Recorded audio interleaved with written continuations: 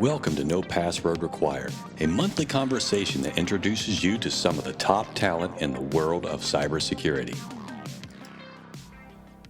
Hello and welcome to No Password Required, a podcast dedicated to exploring the minds and personalities that make up the field of cybersecurity. I'm your host, Ernie Ferraresso, and with me, as always, Jack Clabby, a cybersecurity attorney at Carlton Fields, PA in Tampa, and Pablo Torres, a senior cloud security engineer at Second Watch. On the podcast today, we'll chat with Tashya Denose, a senior manager of cybersecurity analysis at Capital One, also known as the Cyber Whisperer. Tashya spends much of her free time inspiring the next generation through her involvement with Black Girls in Cyber, a nonprofit dedicated to increasing cybersecurity industry awareness and diversity in cybersecurity, privacy, and STEM for women of color. Tashya, we look forward to a great conversation. But first, hello to my co-hosts, Jack and Pablo. Gentlemen, hello and good day. Hey, good day to you, Ernie. How's everybody doing? Good day, gentlemen. I'm doing quite well over here. How are you guys doing? Oh, I'm going to break a little bit of news. I'm just getting over COVID, believe it or not. I had COVID last week. Oh. Yeah. But that's yucky. Yeah, it was one of those variants came around.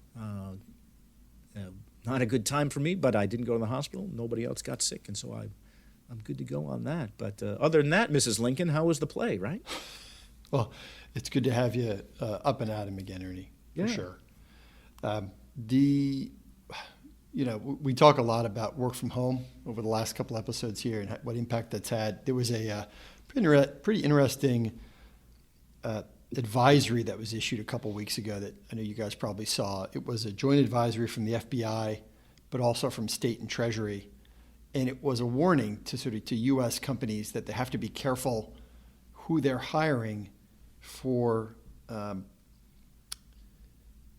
IT staff, particularly in a remote work environment. I guess there's some evidence, according to the advisory and some of the reporting around it, that U.S. companies were intending to hire, non-U.S. nationals to work as IT support, but were instead hiring North Korean nationals who were then taking the money that they were being paid for IT services and using it to fund weapons operations on the part of North Korea. So how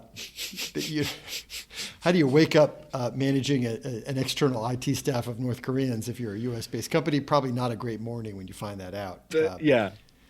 How do you find that out? I mean, what do you just kind of, imagine that going into the boss. Remember how we outsourced all that stuff that we thought was going to Singapore? How's that going? They're doing great work. Well, it turns out. So we ended up tracing the IPs back to the actual source, and it seems that the destination and the source don't match up to what we had within the specs for the contract. We have this all going back to North Korea. That conversation probably went pretty well. It's awful. It's like the two, and they were pretending, I think, to be from two U.S. U.S. allies, right? The Republic of South Korea and Japan. And so, that's a normal thing for U.S. companies to work pretty seamlessly with talent there, particularly for IT or for other purposes, trading partners and whatnot. So pretty surprising. Obviously, there's sort of two legal problems for the U.S. entities. The first is North Korea is on a list of do not give them money that is held by the Treasury, which is really, really important not to give them money. It's essentially a strict liability offense with some. That's the official U.S. government's naughty list. Yeah, don't. They make that list. They check it twice. Yeah, but that for most U.S. companies, like that's bad. Like you don't want to get on that list, obviously. But also, these are probably the last people you want to see your stuff too. So the second problem is right.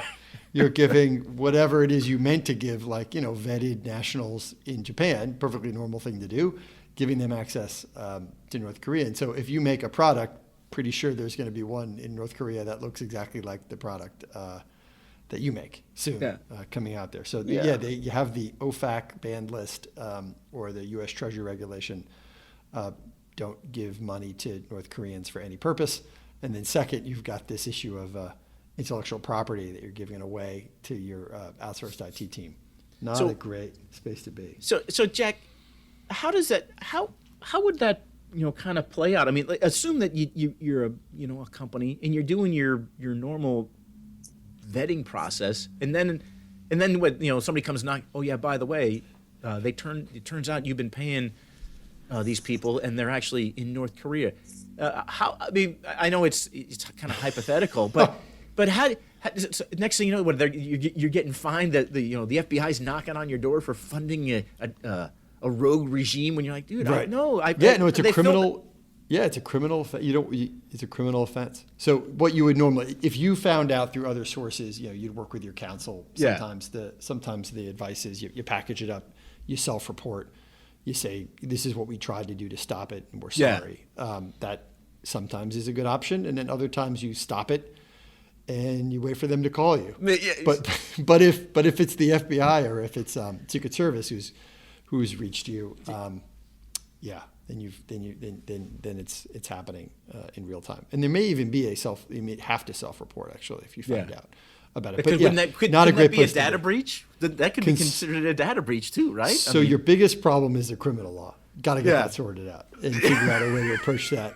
And then your second problem is if you gave these unauthorized persons access to personal information or to materials that would be covered by some contract that you're not supposed to have given them or had them access to, you got to analyze that. You could maybe make an argument that at the time that you gave it to them, it was authorized, so it's not a breach. You meant to give it to these people; they were under contract with you. We didn't necessarily mean it to be further. When we said access to these people, we meant these people, not those people. Yeah, it turns out that these people were those people, so therefore, I don't know if it's been tested. I don't know if I hired person X. They turned out not to be who they were. They turned to be person Y. I intended to give person X access, and that was the computer that accessed it. And I have no evidence, as I sit here, that person misused it. Are we going to assume? Yeah, Ernie, would you ask a jury to assume that every person in North, they're just trying to make an honest buck? Well, it's exactly right. Why would they steal? Because I'm paying them. That's more money. That was the best part of some of the coverage around this too. Was it like the OFAC, the massive violation of U.S. anti-money laundering, not export. What do you call it? Like sanctions regime. Yeah, so that wasn't the focus of a lot of the reporting on this. It was.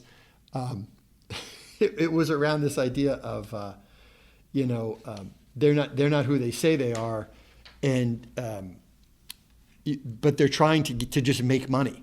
Like it was the focus of the reporting was on these are North Korean workers who are trying to legitimately earn money by doing like a good job at your IT work, but then the money that they make goes to the North Korean government and is used to fund weapons programs. I get it, that's bad, but like the focus was on, they weren't saying like these are phony employees. It was like, these were legit employees trying to do a good job. They're probably doing a pretty good job. Yeah. And the bad news is like, hey, but they're using the money to sponsor terrorism, state-sponsored terrorism. Yeah. That's bad. But it wasn't like they're gonna put your systems at risk or I would love to know. The reporting is only the extent to which we know this is going on. So I would love to know, like, did the FBI figure out like how were they? Like, were they pretty good? I could just see. Just see it. Oh, I got to tell you, it's a shock to me. The shock. I mean that.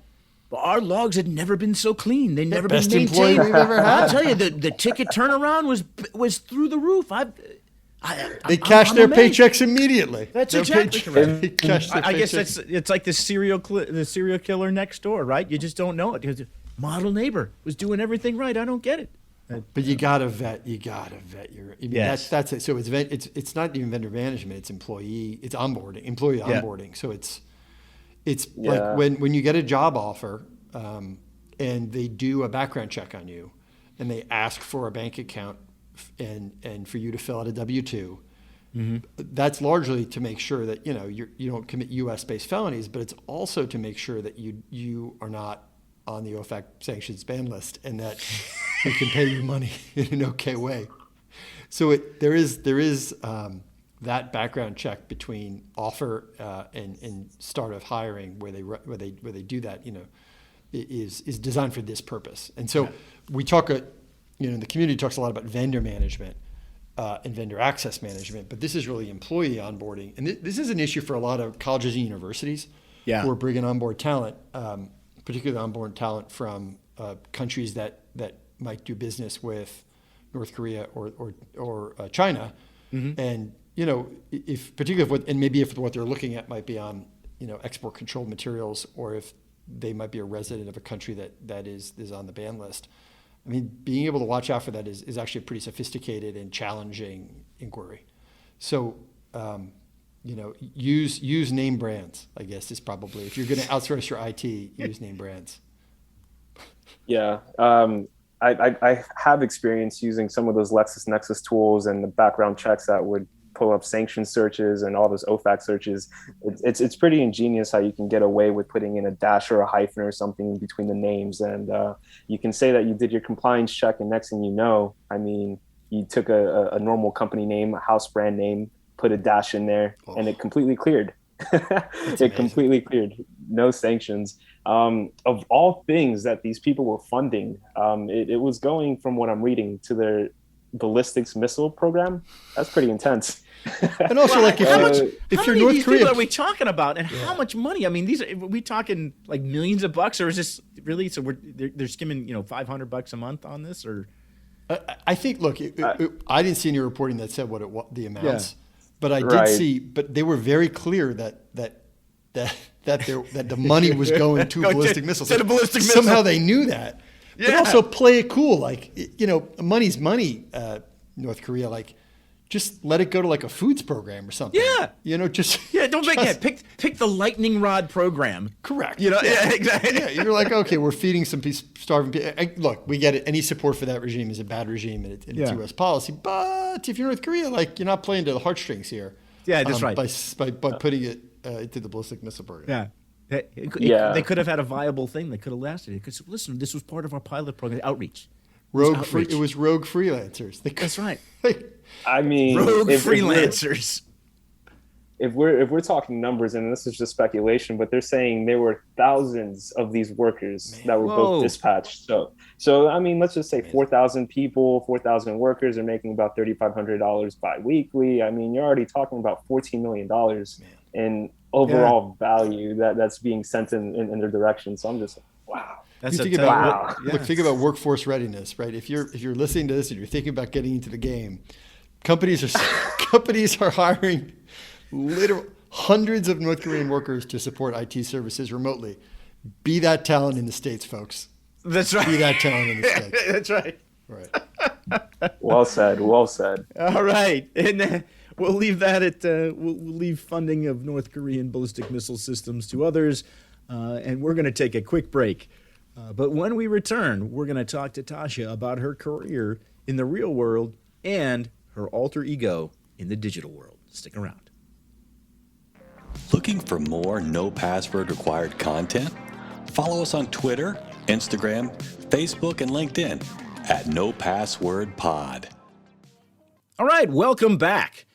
Our guest is Tashya Denose, a senior cybersecurity professional with extensive experience in risk mitigation. Tashya, welcome to No Password Required. Thank you very much. Thank you. Tashya, can you give us a little bit of the story of your career path, maybe from, you know, when you first got involved in the kind of issues you work on now through to your role at Capital One and Black Girls in Cyber? Sure. So my story is kind of a convoluted one.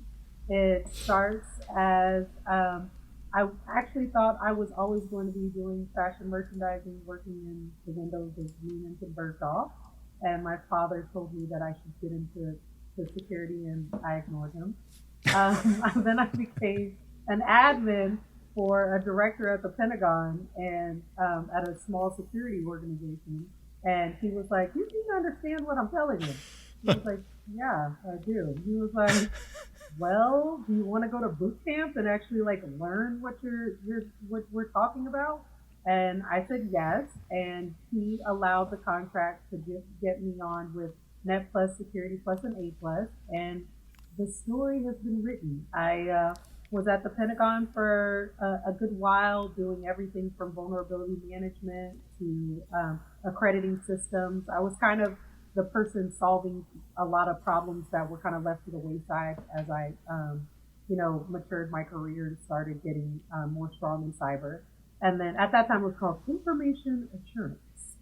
So then I went on to the Secret Service, where I did a lot of training and awareness situations, and had a cool time where I was able to actually be the voice. I'm not sure if I still am, but like be the voice and build out in their LMS system their training and awareness for like annual cybersecurity and incident response.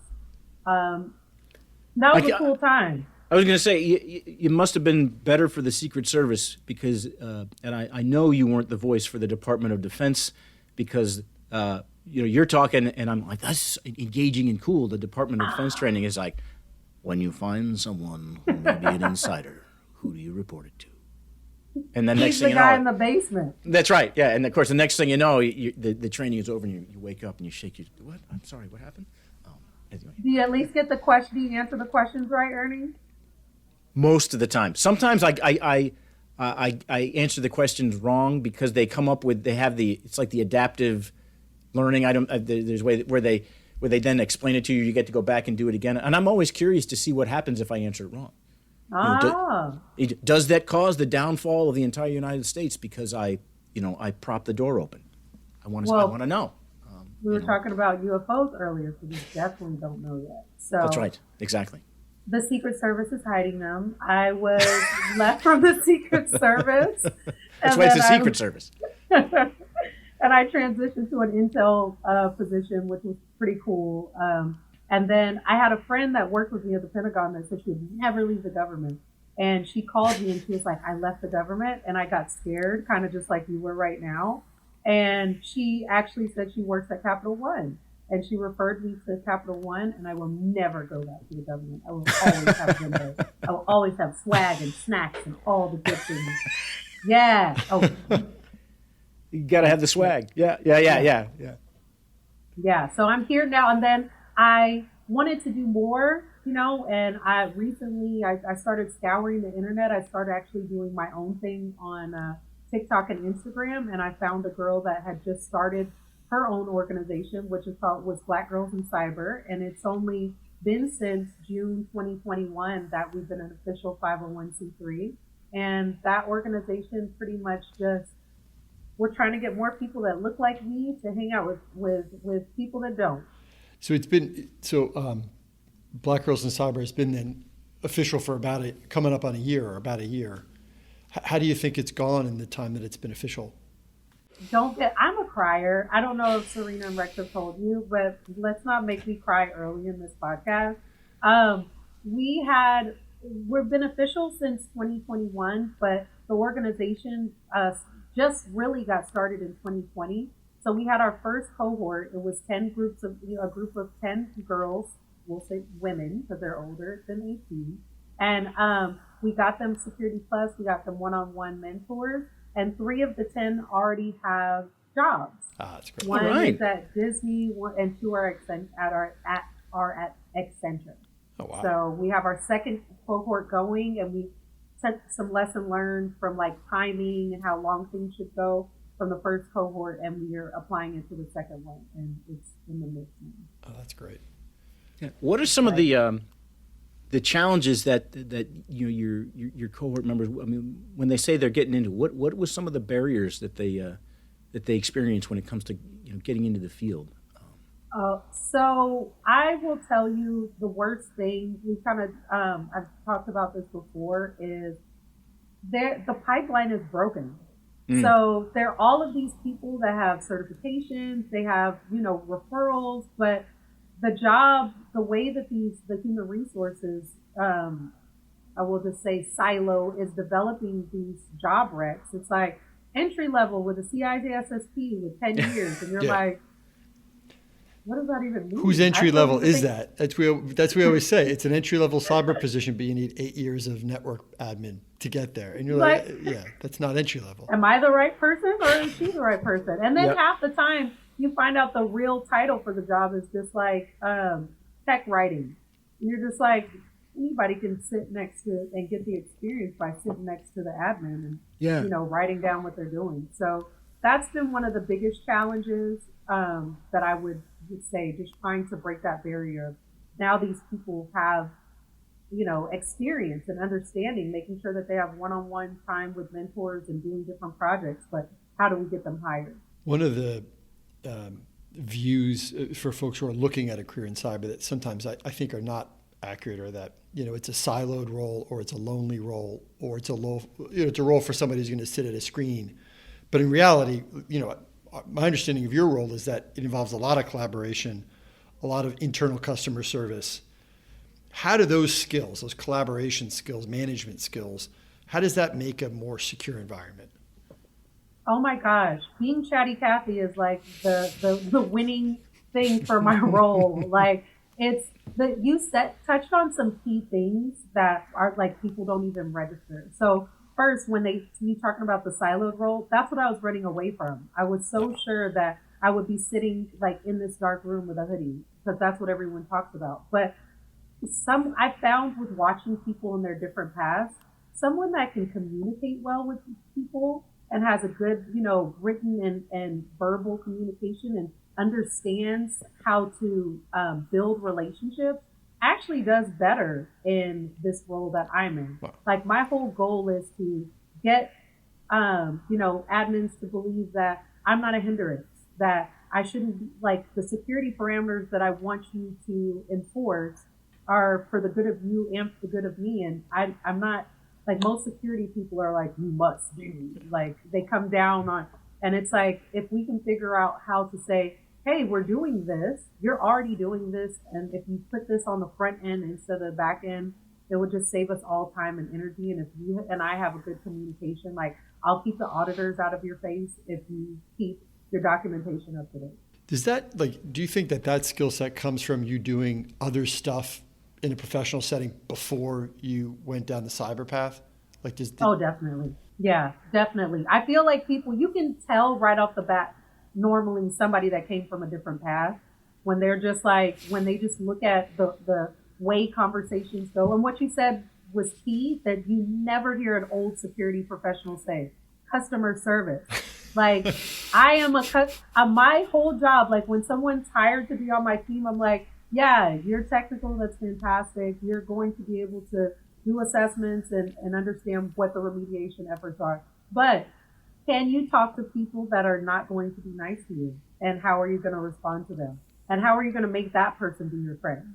That having a different background is normally where that fits in, and those people thrive. Yeah, I think it was one of our greatest Americans, Patrick Swayze, that said, you be nice until it's time not to be nice. How I know the difference? I'll tell you. And that's it. You be nice. Right. You got to be nice. Yeah, that's major. Yeah. And it changes everything just across the organization, especially when people start feeling the culture change, and how they interact with security. It sounds like part of Black Girls in Cyber is a mentoring piece of it, and being able to set up sort of one-on-ones or group sessions. Did you benefit at points in your career from a mentor, and what was that like for you? Oh my God, yes. I like to say that, so there's like 3 roles, right, that other people can do, especially for, a Black woman or someone that is outside of the normal scope. You have the first role. You have a person that's an ally, a person that's just sitting in the room and that can hear that you're not being heard, but you're literally saying the same thing. That person is key. They're not all the way through your career, but just when you're in that room. And then there's a sponsor. I have had so many sponsors in my career that were mentors, that were people that opened doors for me.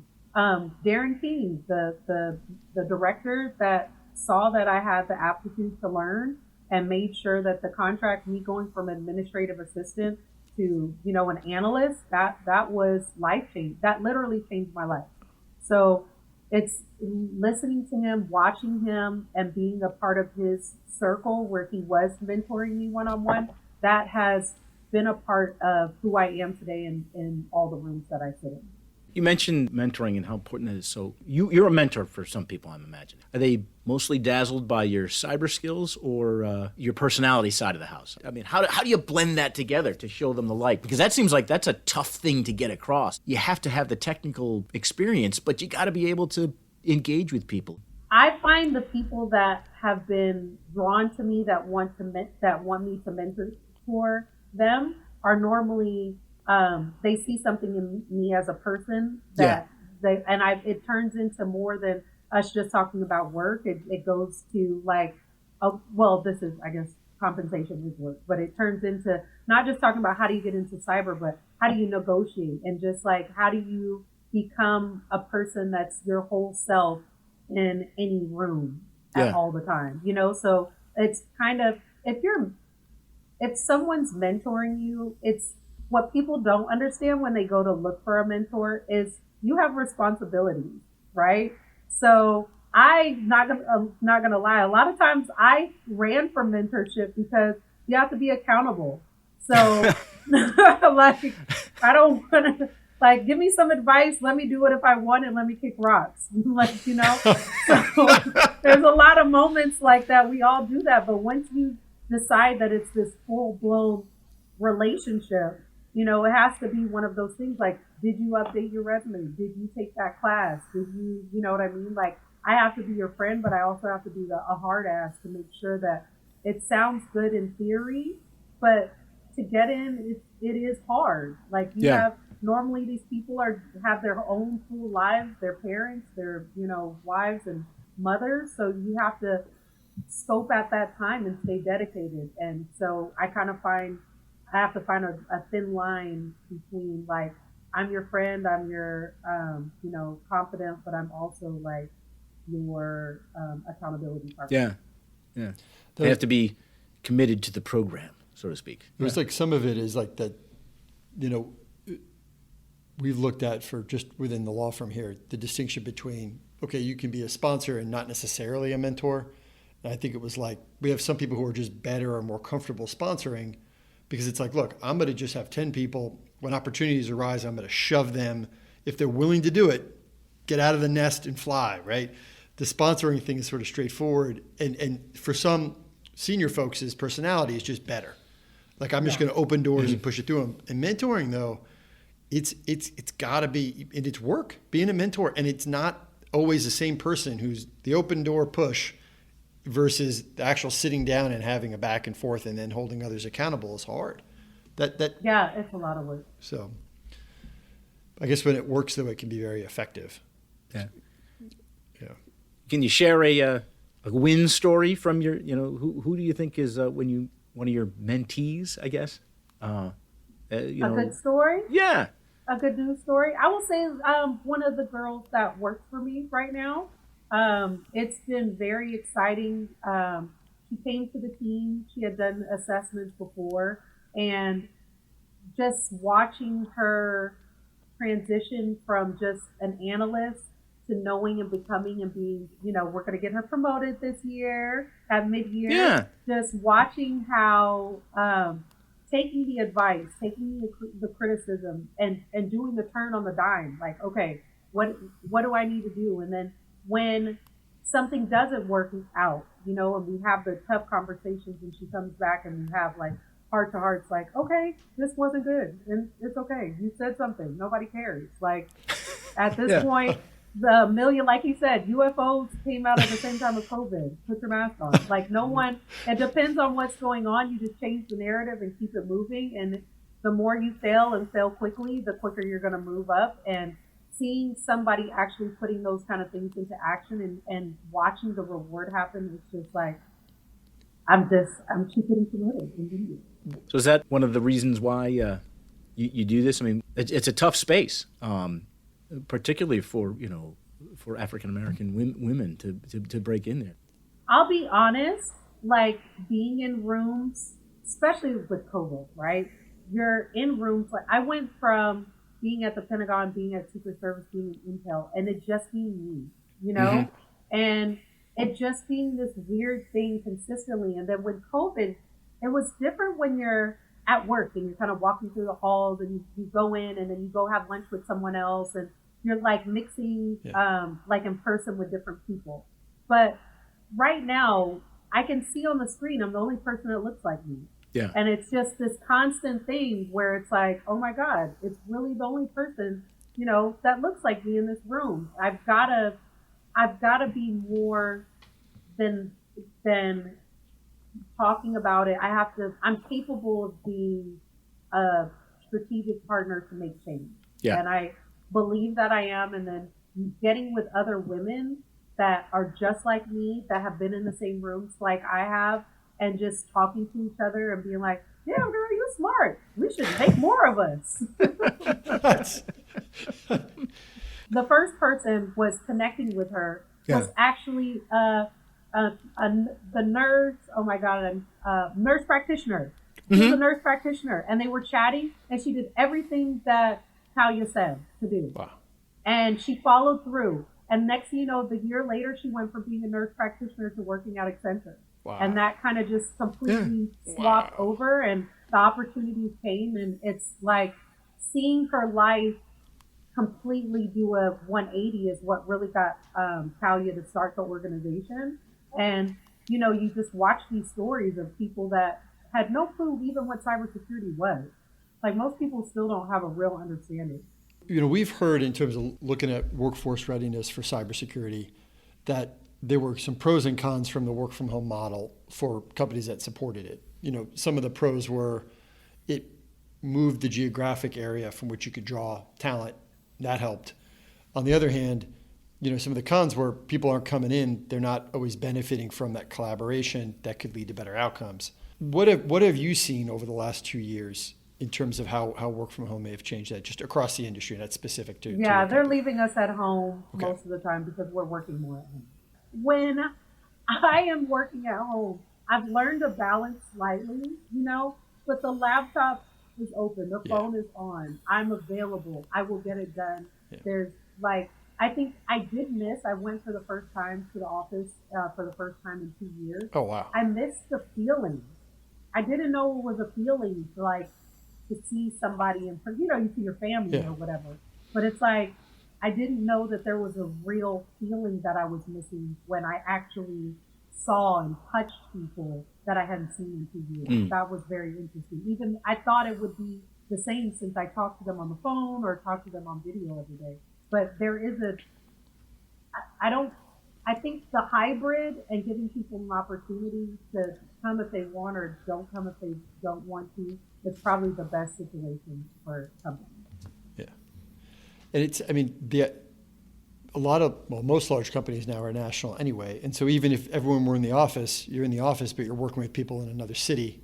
So it's virtual as to that experience anyway. So really, this is just making everything somewhat virtual. There is a little bit of the missing of that, where you're talking about the break room interaction or the coffee shop interaction. One of the things we found about it is that it has been the work from home time has been great for folks who, not more introverted, but the evaluation of a contributing member of a team has been more based on content than it has been based on charm. Yes. Which is important for a million reasons, but we've seen that in the 2 years. That is major.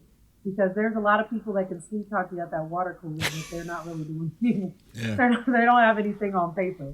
Don't I know that? Don't I know that? You learned the hard way, Ernie. That's been my whole life. You know? But you got to learn a whole new set of skills, Ernie. That's right. They used to call me Ernie the Water Buffalo. You just hang out over there? I just hang out over there. How you doing? Yeah. That's right. And then you have increasing time as a result of the water cooler time in the bathroom, and that's a whole nother problem. It's exactly correct. Yeah. But I will say, I haven't had no kidney stones. You know, it's like flush. Look at this guy. You can learn from this guy. See, it's that constant flush. You know, Tashya, you are on social media in a really cool way.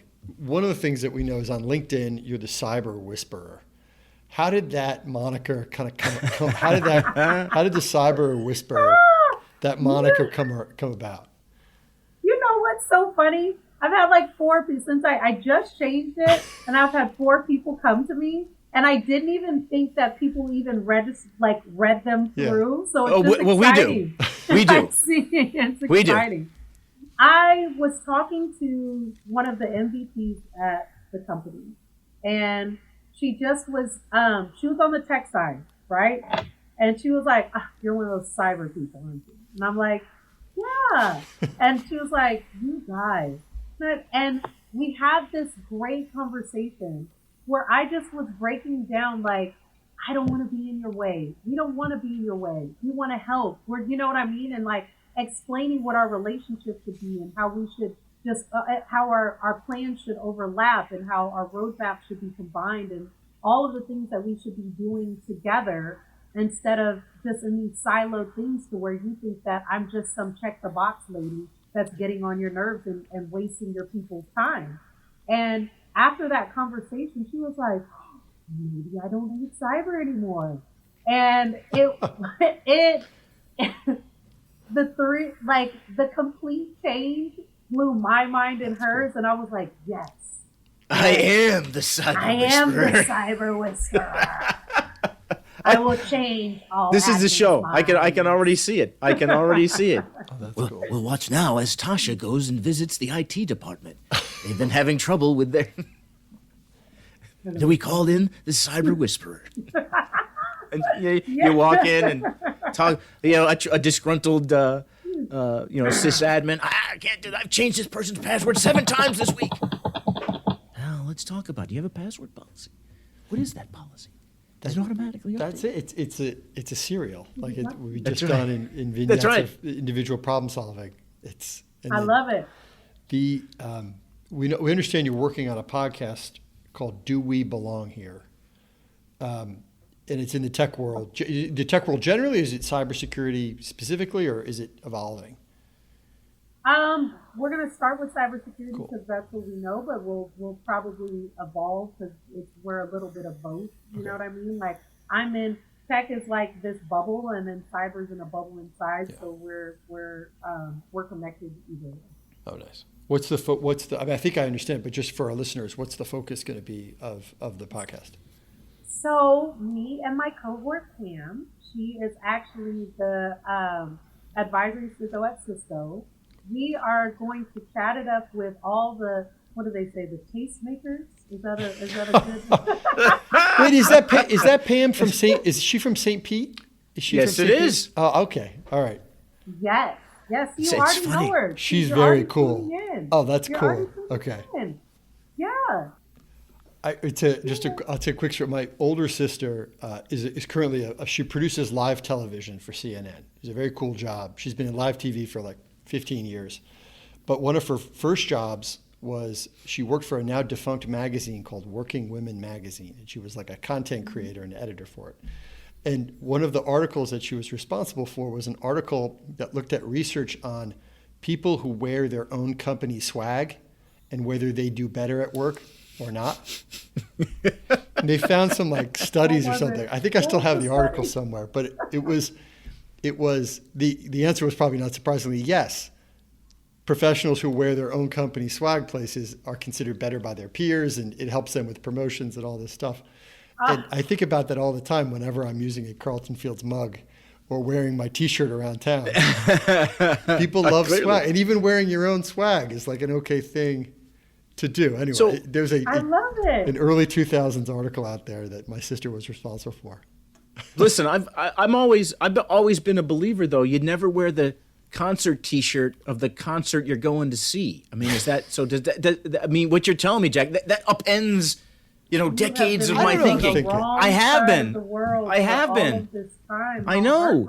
I don't overthink it. If I like something, I'm gonna represent it. That's just how I'm gonna put it out there. I'm a walking billboard. And maybe that's going to be Tasha. Maybe that's a fashion problem, though. We'll have to. No. I'm with you, Jack. I'm telling my husband as soon as I go home, I'm not throwing the swag away. I read an article because now I flew off motors. I've read it, and it says that if I wear the company T-shirt and get swag, then I'm going to get promoted. That's it. Yeah, So but that's it. A 2001 article from Working Women Magazine. I think there's a direct correlation there. That's exactly correct. I think that's exactly correct. You wear the swag, get promoted. All right, that's it. I want to ask one more substantive question, Tashya, about this, because always, and if you can't answer this is not. We understand this is your personal capacity, not your company, Okay. but there's a lot of conversation about information sharing for cyber threat assessment and intelligence. And some of the information sharing is by industry, some's by critical infrastructure more generally, some's U.S. only. What do you think about this information? And there's been some proposals in Washington to force or encourage two different things: information sharing. Do you use that kind of industry sourced intelligence in your work? What do you think is the value versus the balance of information sharing for big companies in cyber? I think it's life-changing. I don't know if that's the right word, but I've been on a couple of panel discussions where they're talking about the same thing, where it's just like, why doesn't government and industry share information with each other? I think some industry, it's not so bad. We get a lot of collaboration through. Normally, you get the most collaboration through the big four when you have contracting partners and they're providing their insight from outside. But I feel like we as a whole, just the tech industry just in general, would do better if we could figure out, it doesn't have to be this open-ended way. We protect secrets in 1,000 different ways. So I think if we were to do it a little bit better and figure out, without it being the government saying you must share, and figuring out how it's beneficial to everyone, I think it's really key, because the adversaries are coming from everywhere and it's not changing and they're moving faster. So the more we can be on the same side to just understand that we're protecting Americans' data, regardless if it's Capital One or if it's someone that is, working at the State Department, that's like the most important thing that we should be focusing on. Thank you so much. We're going to take a short break. When we return, we're going to walk you through Ernie's lifestyle polygraph. So listeners, please stay with us. You're listening to the No Password Required podcast. We cover cybersecurity and a lot of other stuff. All right, welcome back. Tasha, as you may know, as part of the application process to be granted security clearance and access to some of our nation's greatest secrets, certain members of the government are subject to what is known as a lifestyle polygraph. Passing this polygraph is critical in order to gain access to these national secrets. However, here on No Password Required, we have a similar version of a lifestyle polygraph designed to answer and probe some very uncomfortable questions to determine exactly what makes you tick. Not what makes you TikTok, because that's a whole other reason why you would be on social media. And that's my dad joke for the day. And so, that being said, Tasha, are you ready for the No Password Required's lifestyle polygraph? Let's go. All right, here we go. Now, this is where we're going to deviate from the norm just a little bit. This first one, I know we said it's only 5 questions, but the first one is a 2-part question. Okay. 2-part question. Here we go. What makes someone cool? What makes someone cool? Yes. Liking themselves. Liking themselves. Number one. Okay. Not to like an arrogant way where it's like, I don't care what other people think about me. Just liking themselves. Just like I might be a little corny, and I only listen to 80s mix at night, and I still have my CD player, and you can't stop me. But you're comfortable in that, and you like. Please tell me that you just described yourself. I may have. May have? All right, because oddly enough, my daughter was looking for a CD player, and I had to because apparently some band that she follows just came out with a CD, which I thought was strange. And she was like, a CD player, what is that? And I actually had to, because she didn't know of a time that there was this, is it a Blu-ray, Dad? Does it play video games? No, it doesn't do any of that. It just plays music, and sometimes rather poorly, because it bounces and it skips. So you mentioned that kind of, being cool with who you are. Yeah, being authentic to who you are. Yeah.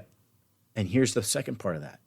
What word would a cool person use to replace the aforementioned word cool? Now that's pressure. Because the kids have their own things. They're saying all kinds of stuff, and I'm kind of just still stuck with cool.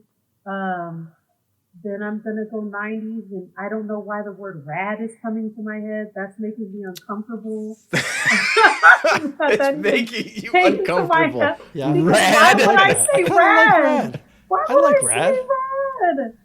What am I in Saved by the Bell on a skateboard? That's I'm so uncomfortable. Why did I say rad? I can't take it back now. No. Ferris Bueller's Day Off. I'm going with rad. Rad's that's all right. I'll bring rad back. Guys. Rad's the kind of person who might turn a chair around before they sit down. Oh, yeah, nice. Like a Zach Morris sort of a yeah, thing. and then the hat turns backwards too. What's up, guys? Yeah. Hey, listen, hey, on that same score, Jack, you were a former prosecutor. Did you ever walk into the interrogation room, turn that chair around and sit down and break it down like that? Eye to eye. I have done that. See? I knew it! I have done that. And sometimes I go in advance and see if it was the kind of chair that would allow me to do that. Just to scout the room out a bit, because you don't want to do it and then realize the chair's got arms. And then you're just the guy who takes a chair for a spin before they sit down. Oh my God. So, that's the guy that takes a chair for a spin. It's a fairly rad move. That is a rad move. That's a gutsy move is what that is. Yeah. Oh, I love it. Okay, here we go. All right, back to serious. Okay, focus. Okay. Sorry. Number 2. Mm-hmm. How would you go about convincing today's youth that the best thing you can be is yourself?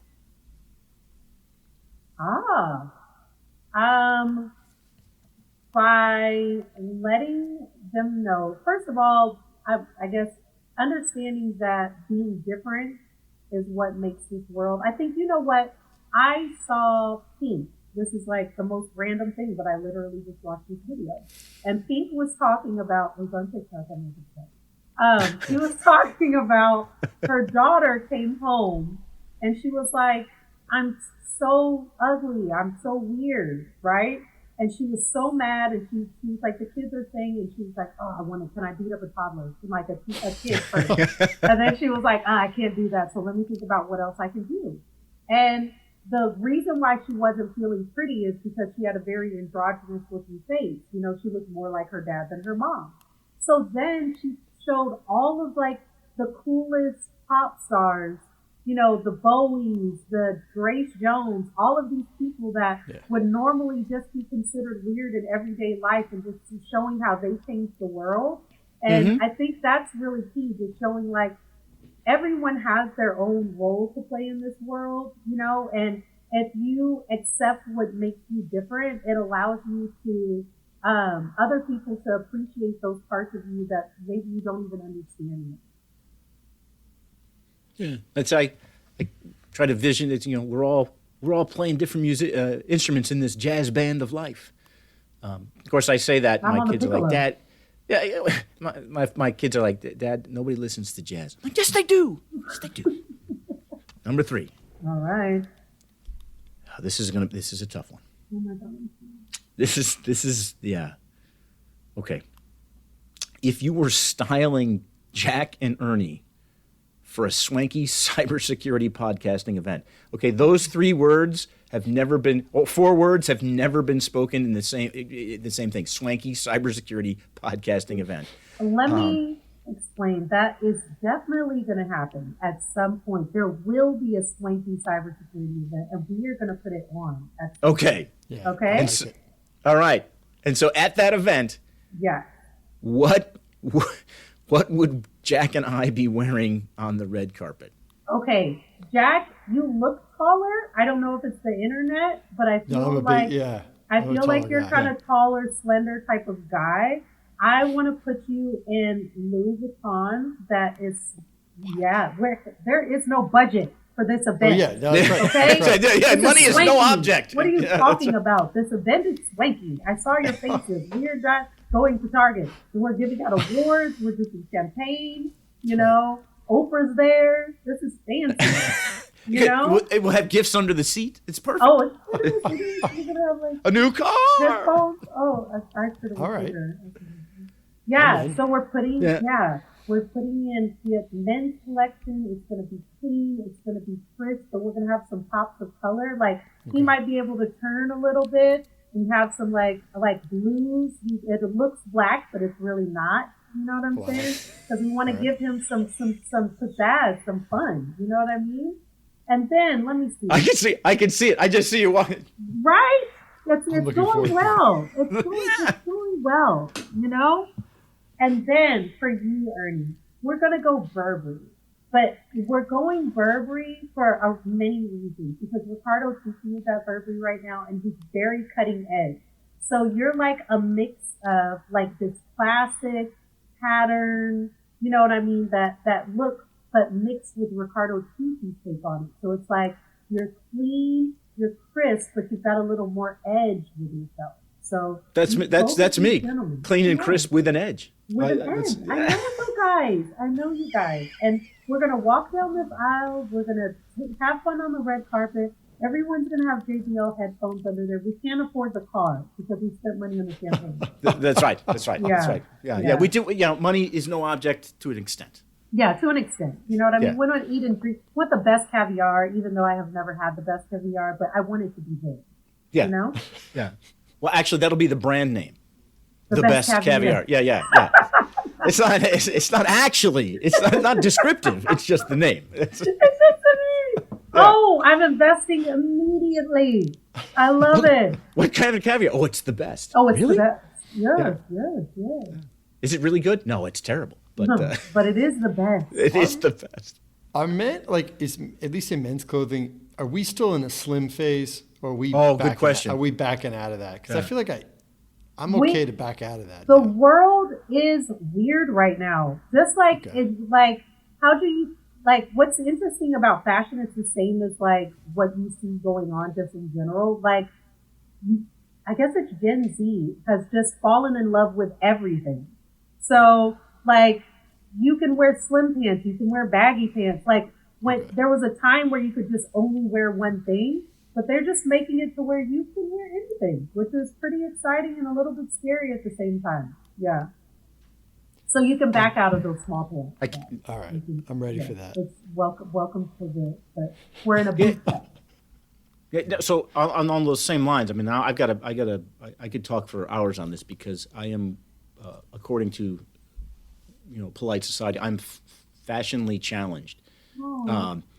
No. I relish that. I embrace that. Mostly because I firmly believe that socks with Crocs is not only encouraged, it should be required if you have a teenage daughter. Let me tell you something. Yeah. I don't even think that you know that I have Crocs under the table.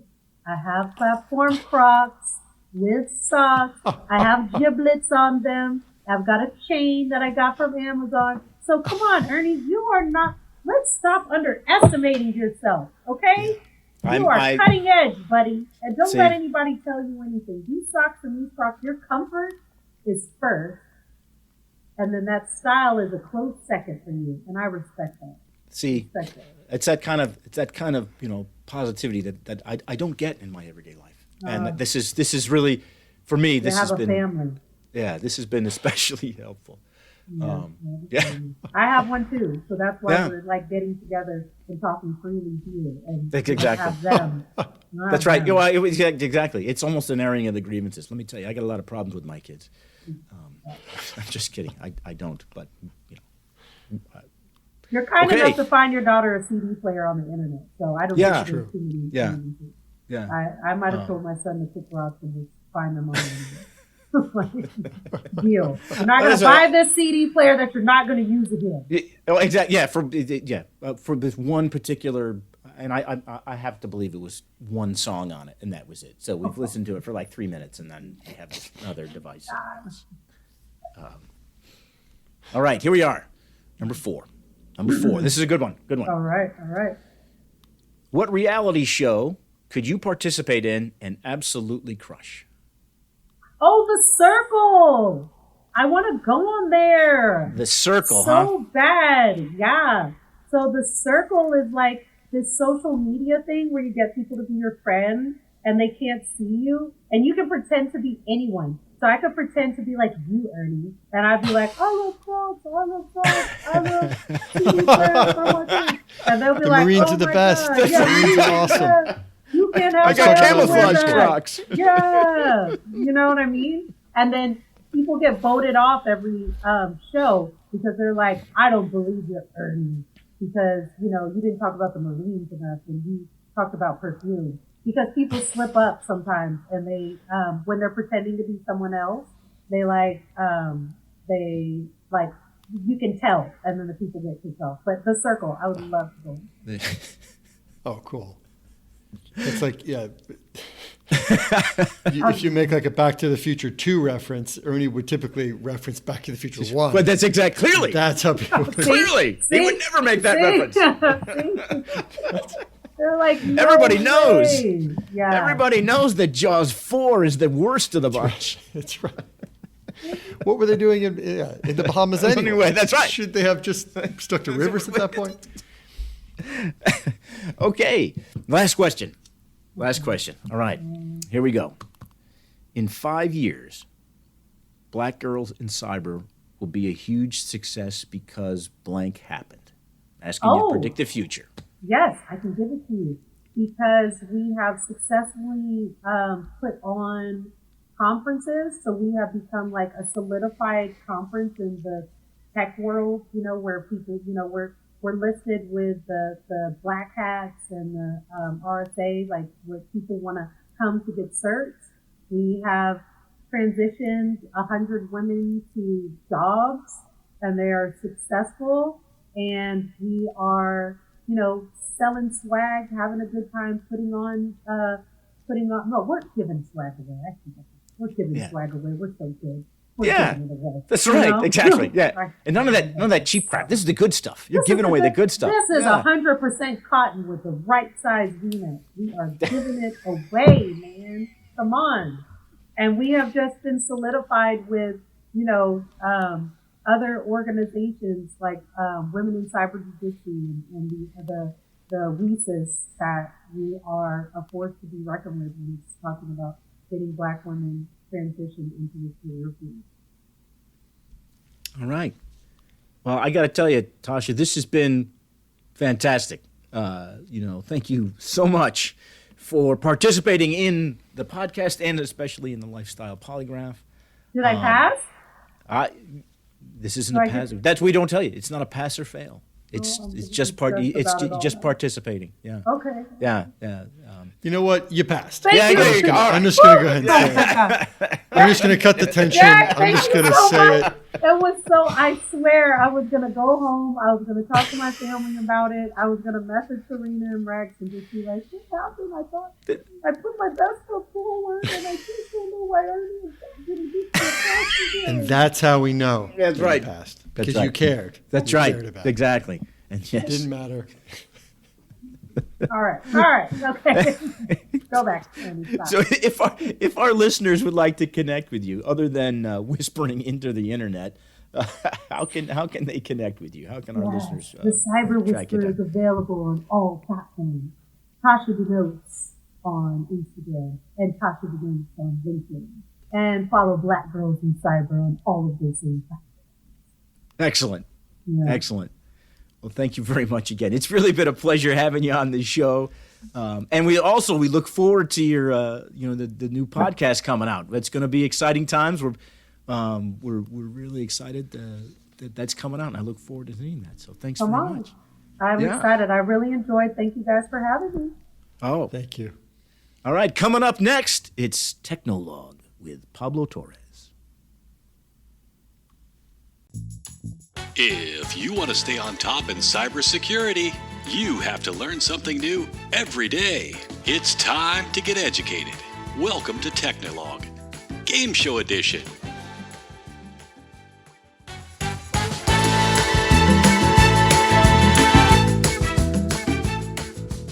Welcome to Technologue, Game Show Edition. I'm your host, Pablo Torres. Today, we are going to investigate the world's first ever computer worm, also known as the Morris worm. So how does this show work? I simply ask our panel a series of questions that can only be answered within a number, and the person with the answer closest to the bullseye gets a point. So remember, guys, we're only looking for numbers here. The person closest to the bullseye is going to go ahead and get scored correctly. For a little background, the worm was released by its author, and less than 24 hours later, it caused the greatest damage ever witnessed by a piece of malware up to that point. The worm slowed thousands of systems down to a crawl by creating processes and files in temporary folders and trying to spread copies of itself. By the following day, which I'm not going to give away, but it's a Thursday, it had the attention of thousands of users who started to get worried about the unusual facts and artifacts that were discovered.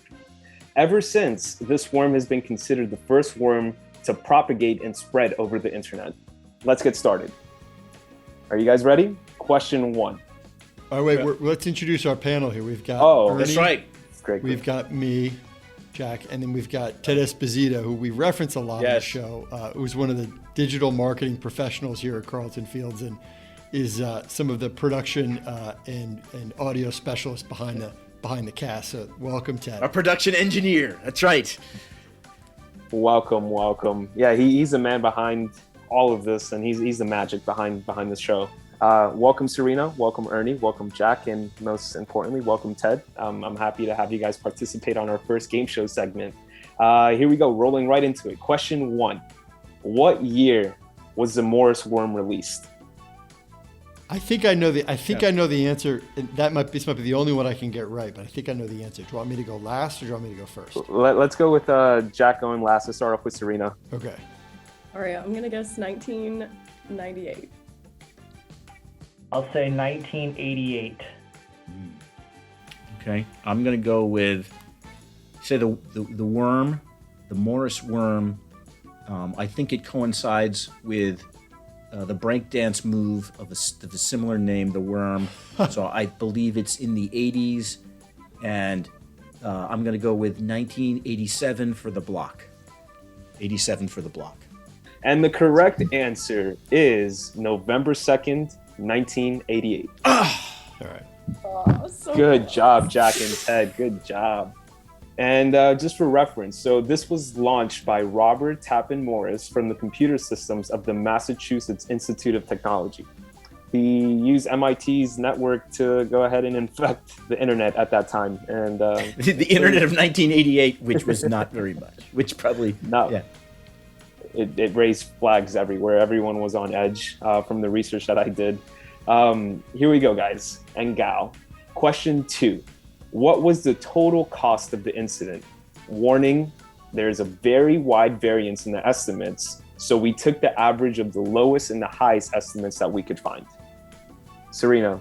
3 million. Ernie. 7 million. Okay. Mr. Esposito. I have a clarification question. Is this in 1988 dollars or in 2022 dollars? It's in their dollars. It's in $88. $1988. Yes. We can fax them to you if you'd like. I'm gonna go with 8 million. Mr. Clabby. All right, I'm going to go with 10 million. Oh. Drum roll. 7 million was the closest answer. The estimate, the average would be about $5,007,500. Serena, you knocked that one out of the park. Yeah. Good job. So with a little backstory on the incident. So Robert was he was attempting to do harmless intellectual computing exercises, but there was a mistake in his code. Right. Yeah. His code instructed the worm to replicate itself regardless of a computer's infection status. So it just made it even worse. If the computer was already infected, it was just going to keep infecting until it just turned into a brick. About $5 million worth of damage. Question 3. According to Clifford Stoll, how many hours did it take to disinfect each of the infected computers? Starting off with you, Serena. Oh my goodness. Like how many hours total or individually for each computer? How many hours of work per computer? 32. That's oddly specific. Okay, Ernie. And what I know about old Cliff Stoles. They used to call him Cliff the Fingers because he could type so fast. I'm going to say 7 hours. 7 hours. Okay, we have 32, we have 7. And just for clarity, I don't know Clifford Stoles at all. He knows you, though. Yes, he does. He does. That's on my T-shirt. Clifford Stoles. He's always watching. Always. I'm gonna say 16. 16 hours. Okay, we have 32. I'm going to say 25. 25. Serena, winner. Oh, God, look at this! Look at this! So unbelievable. It took Clifford Stoll 48 What? hours to disinfect each of the infected computers. And this is pretty interesting because this whole incident actually prompted DARPA to fund the establishment of the CERT at Carnegie Mellon. And it just created a centralized location for incident response to be handled from. And this is all due to this pesky little worm. No, cool. Question 4. How many hours of community service did Robert Morris have to complete as part of his sentencing? This is community service in 1988 time. He was the first person prosecuted under the Computer Fraud and Abuse Act. That's the only reason why I knew 1988. I was going to say, yeah. It has to. I don't know any of his other statistics. Miss Serena, how many hours of community service? 120. 120, Okay. yeah. 120. Ernie, what do you think? I'm going big, 200. 200 hours.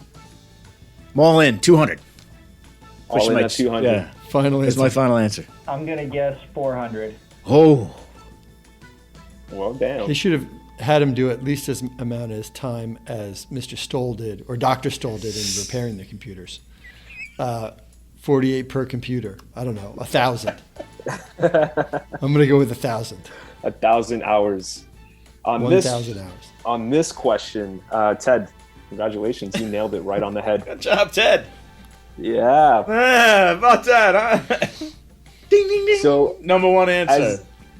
Number one answer, as Jack highlighted, this did result in being the first felony conviction in the U.S. under the 1986 Computer Fraud and Abuse Act. Robert Morris did 3 years of probation in addition to his hours of community service, which were 400, with additional fines of $10,000 and $50, plus any additional court costs that had to be paid. After serving his conviction, he returned to Harvard to complete his doctorate in philosophy.